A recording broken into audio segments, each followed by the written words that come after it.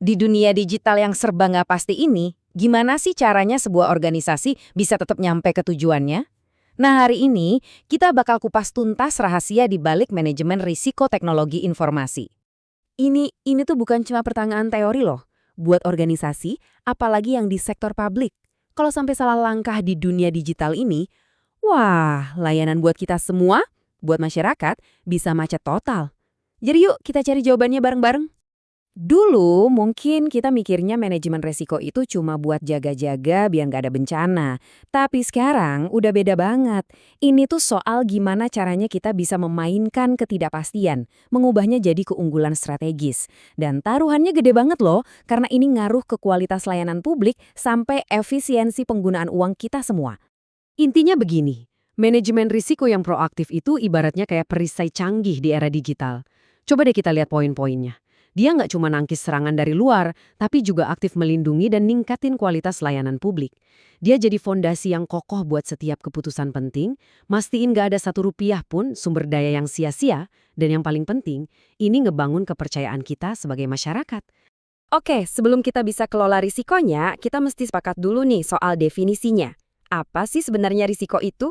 Dan menurut standar internasional, jawabannya mungkin bakal sedikit bikin Anda kaget. Lihat deh, sesederhana ini. Risiko itu pengaruh ketidakpastian terhadap sasaran. Cuma dua kata kunci yang perlu kita pegang, ketidakpastian dan sasaran.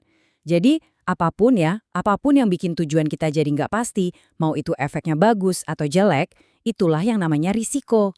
Dan ternyata, risiko itu emang kayak koin, punya dua sisi. Sisi pertama ada ancaman yang jelas-jelas harus kita hindari. Ya, kayak server yang tiba-tiba down pas lagi penting-pentingnya atau serangan malware yang bikin pusing. Tapi, di sisi lain, ada juga peluang yang justru harus kita sambut. Contohnya, adopsi teknologi baru atau munculnya kebijakan yang mendukung inovasi. Keduanya sama-sama resiko loh. Kenapa? Karena keduanya sama-sama bawa ketidakpastian. Oke, pertanyaannya sekarang gimana cara ngelolanya? Nah, standar ISO 31000 itu ngasih kita kerangka kerjanya. Anggap aja ini tuh kayak blueprint atau cetak biru dari arsitek buat ngebangun gedung pencakar langit yang super kokoh. Coba bayangin, organisasi itu kayak sebuah mesin yang rumit dengan banyak banget roda gigi. Nah, kerangka kerja ini fungsinya untuk memastikan manajemen risiko jadi salah satu roda gigi utamanya, bukan cuma skrup tambahan. Semua dimulai dari atas, dari kepemimpinan, terus rohnya itu diintegrasikan ke setiap keputusan, kemudian didesain khusus sesuai kebutuhan unik organisasi itu sendiri, diimplementasikan ke seluruh bagian, dan yang gak kalah penting, terus-menerus dievaluasi biar mesin ini makin pintar dan efisien. Nah, kalau tadi kita udah pegang blueprintnya, sekarang kita lihat rencana konstruksinya. Ini dia nih, proses langkah demi langkah yang bikin kerangka kerja tadi jadi nyata, bukan cuma dokumen di atas kertas. Dan kata kuncinya ada di sini. Manajemen risiko itu sebuah siklus, bukan jalan lurus yang ada garis finishnya. Dia itu proses yang dinamis, muter terus. Tujuannya, biar organisasi selalu melek, selalu waspada, dan selalu siap beradaptasi sama tantangan atau peluang baru yang muncul. Prosesnya ini punya 6 langkah inti yang nyambung satu sama lain. Kita mulai dari komunikasi sama semua pihak terkait, terus kita menetapkan konteks, ini tuh kayak nentuin titik awal dan tujuan di GPS. Lanjut, kita lakukan penilaian risikonya, dari situ kita tentuin perlakuan atau solusinya apa. Setelah dijalankan, kita harus memantau terus hasilnya, dan terakhir, semua proses dan pelajarannya kita catat buat jadi bekal keputusan di masa depan. Sebuah siklus yang lengkap kan? Sekarang, kita dalemin satu langkah yang super krusial, penilaian risiko. Di tahap inilah kita harus pasang mata dan telinga baik-baik. Kenapa?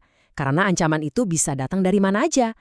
Bisa dari peretas yang emang niat jahat, dari karyawan yang mungkin nggak sengaja salah klik, dari sistem yang tiba-tiba error, atau bahkan dari bencana alam yang sama sekali di luar kendali kita.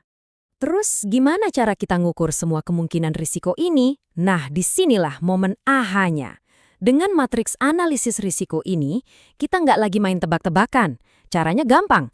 Kita tinggal petakan aja seberapa besar sih kemungkinan sebuah risiko itu terjadi, terus kita bandingkan sama seberapa parah dampaknya kalau beneran kejadian. Dan boom, tiba-tiba semua jadi jelas. Kita langsung tahu risiko mana yang harus kita hadapi duluan.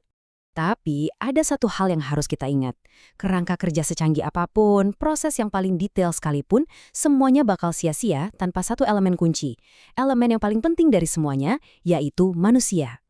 Karena pada akhirnya alat manajemen risiko yang paling sakti itu bukan software mahal atau prosedur yang tebelnya berlembar-lembar. Bukan. Alat yang paling kuat adalah budaya sadar risiko. Teknologi dan prosedur itu cuma alat bantu. Kekuatan sesungguhnya itu ada di orang-orangnya. Terus, budaya sadar risiko itu kayak gimana sih bentuknya? Coba deh bayangin kita lagi nanam pohon yang kuat dan rindang. Nah, setiap orang di organisasi itu paham perannya. Mereka itu kayak daun-daun yang sama-sama berkontribusi untuk pohon. Manajemen risiko yang jadi bagian dari penilaian kinerja itu ibarat pupuk dan airnya. Komunikasi yang terbuka soal risiko itu ibarat udara segar yang bikin pohon bisa bernapas. Dan setiap keputusan yang diambil berdasarkan analisis risiko, nah inilah akarnya yang bikin pohon itu berdiri kokoh. Oke, setelah semua pembahasan ini, sekarang giliran Anda. Saya punya satu pertanyaan terakhir. Coba pikirin sejenak, peluang atau ancaman apa sih yang paling ngaruh ke tujuan Anda pribadi atau tim Anda saat ini? Coba deh renungkan sebentar dan mulailah terapkan kerangka berpikir ini. Terima kasih banyak sudah menyimak.